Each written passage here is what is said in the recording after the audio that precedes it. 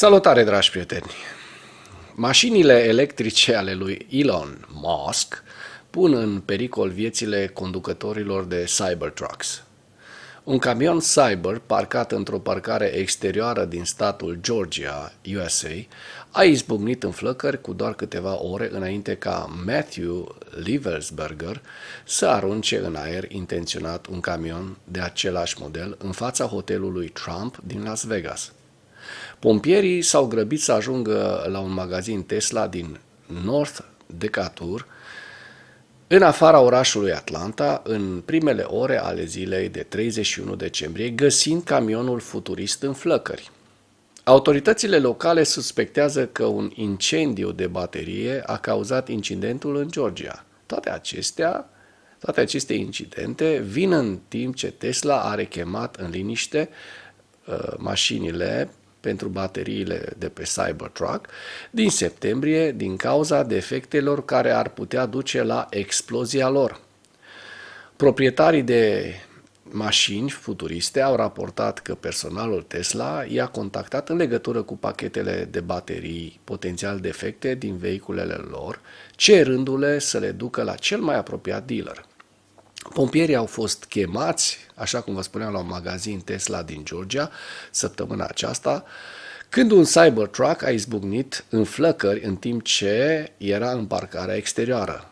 Matt Alberts a susținut că a primit un mesaj text în septembrie despre rechemarea la Cybertrucks, la celor de la Tesla, lăsându-l fără Cybertruck timp de mai bine de 2 săptămâni, în timp ce inginerii așteptau un nou pachet de baterii.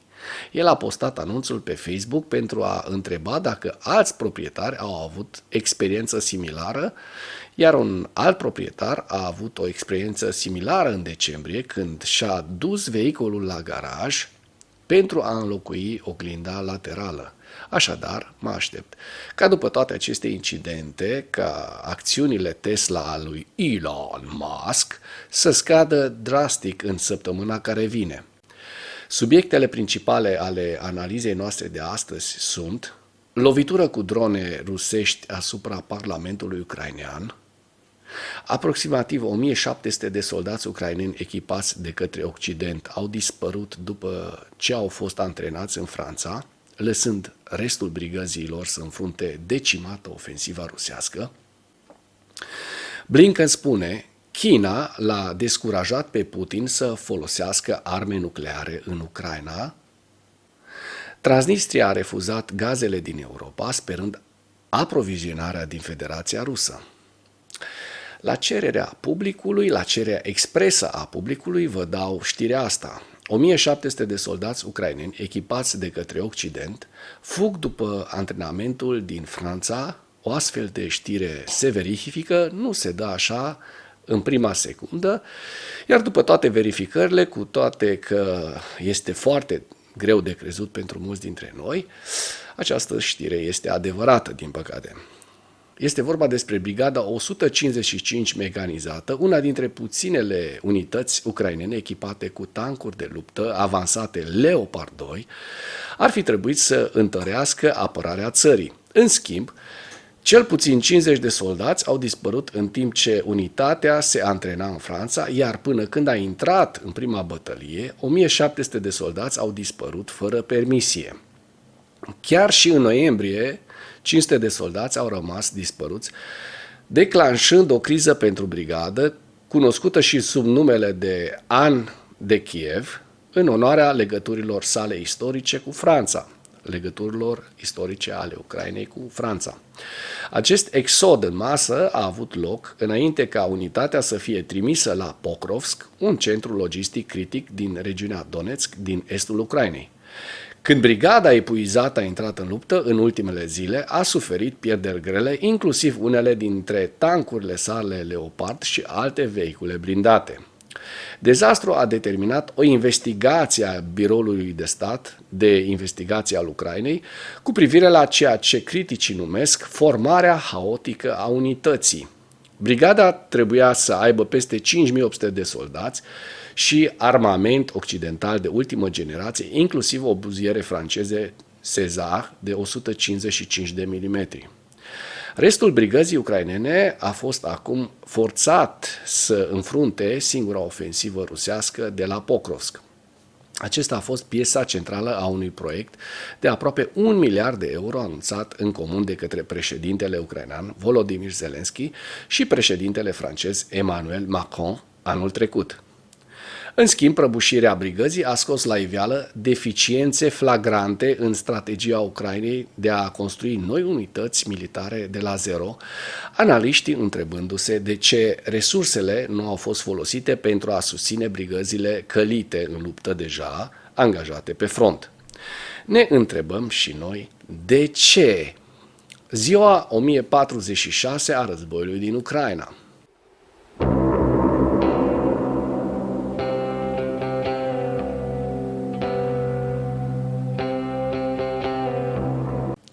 Potrivit statului major al Forțelor Armate ale Ucrainei, în dimineața zilei de 4 ianuarie 2025, pierderile totale în lupta ale Rusiei de la începutul invaziei neprovocate asupra Ucrainei se ridică la cifra de 794.760 de militari. În ultimele 24 de ore, Rusia a înregistrat pierderi semnificative pe frontul din Ucraina, între care 1510 militari, 2 tancuri, 23 de vehicule blindate de luptă, 23 de piese de artilerie și un elicopter. Dacă până în acest moment ai găsit informații utile în material, contribuie cu un like și cu o distribuire a acestui videoclip pentru a ajunge la cât mai multă lume. O lovitură cu drone rusești în districtul central Pecherski din Kiev, care a ucis 2 civili, a avariat sediul Parlamentului ucrainean în prima zi a anului 2025, a declarat președintele Parlamentului.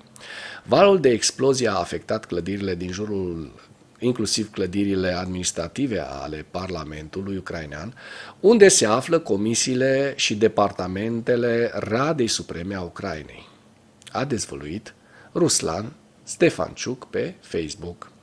Rusia s-a gândit serios să folosească arme nucleare în Ucraina, dar China a descurajat-o să facă acest pas, să facă acest lucru, a declarat secretarul de stat american Anthony Blinken. Blinken spune că SUA au fost foarte îngrijorate că Putin părea să ia în considerare opțiunea nucleară. El a adăugat că o dinamică similară poate să fie avut loc atunci când SUA i-au spus Chinei că Putin plănuia să lanseze arme nucleare în spațiu. Blinken a adăugat că Putin a suferit o înfrângere strategică și că NATO este mai mare și mai bine dotat ca niciodată.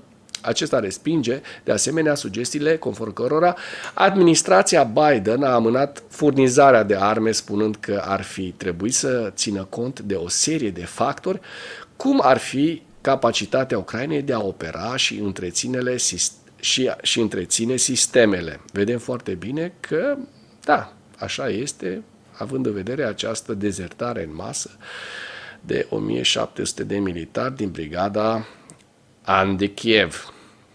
Șeful Moldova Gaz, Vadim Ceban, într-un comentariu spune că în Transnistria, nerecunoscută oficial de către Moldova, transnistrenii nu au profitat de oferta de achiziții de gaze din Europa. Autoritățile locale speră în reluarea livrărilor de la Gazprom din Rusia. Anterior, Moldova Gaz a oferit managementului Tiraspol Transport Gaz transnistrian ajutor în achiziționarea de gaze prin intermediul platformelor europene, după ce regiunea a rămas fără aprovizionare cu gaze rusești de la 1 ianuarie 2025.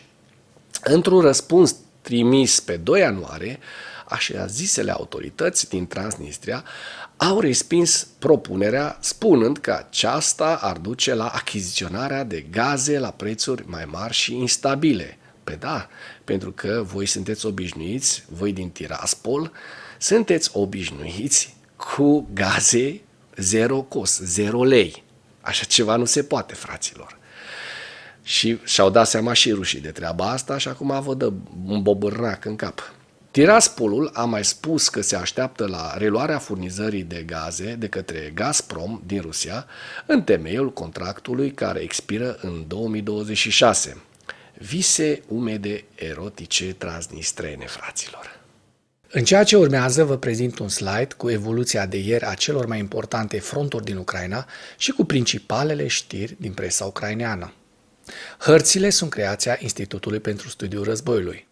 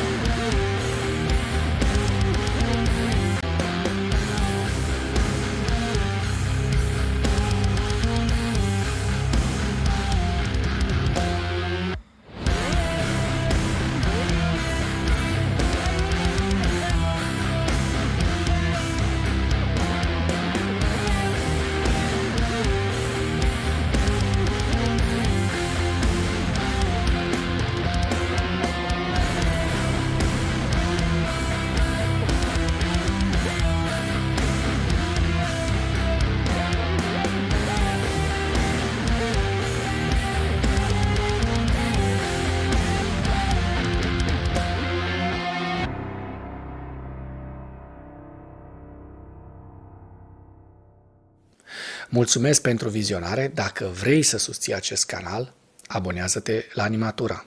Apreciez mult asta.